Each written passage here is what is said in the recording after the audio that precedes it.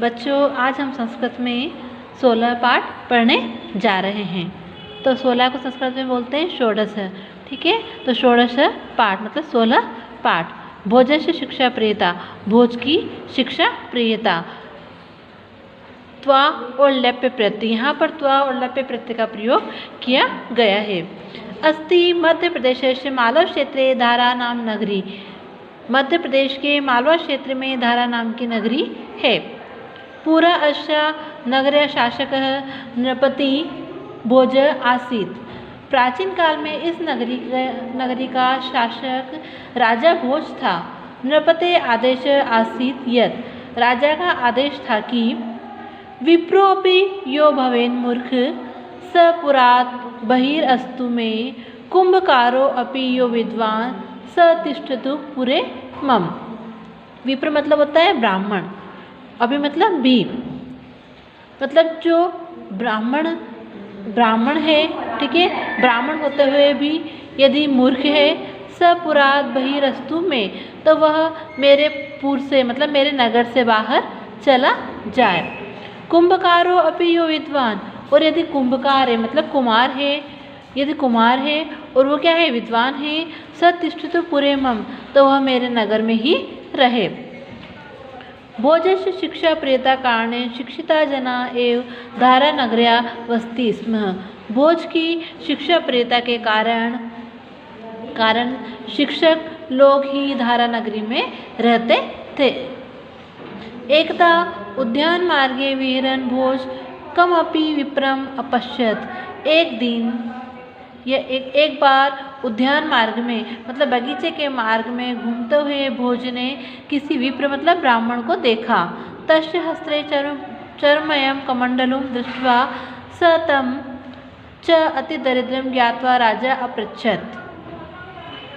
उसके हाथ में चर्मयम मतलब होता है चमड़े से बना हुआ। चर्मयम कमंडलु, कमंडल होता है एक पात्र जो किसका बना हुआ है, चमड़े से बना हुआ है।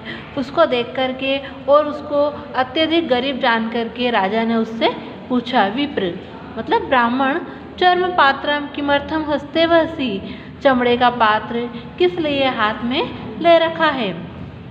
स च विप्र मुखशोभया विनम्र प्रश्नेन च तम भोज मत्वा प्रणम्य अकथयत्।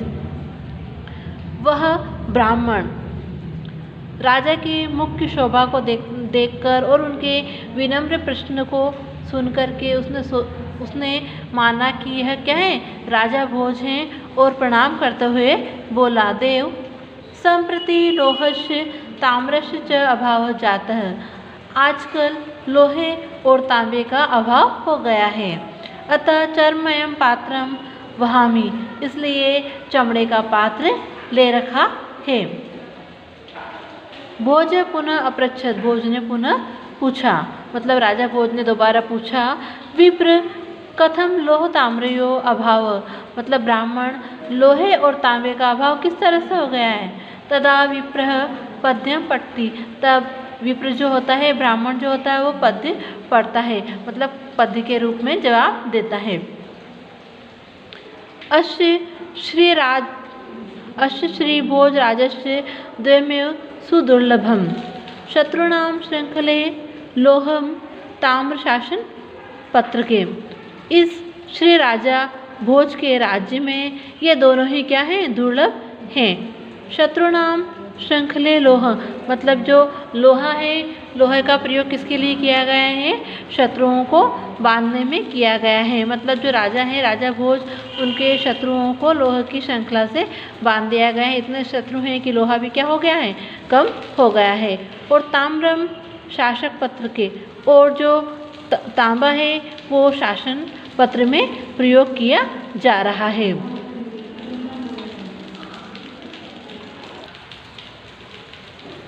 राजा प्रसन्न भूत्वा तस्मै कवये ताम्र प्रशस्ति पत्रम धनराशिं च पुरस्कार रूपेण अयच्छत्। राजा ने प्रसन्न होकर के उस कवि को ताम्र प्रशस्ति पत्र और धनराशि पुरस्कार के रूप में दी।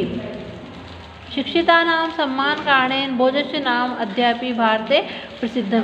शिक्षकों के सम्मान के कारण भोज का नाम आज भी भारत में प्रसिद्ध है।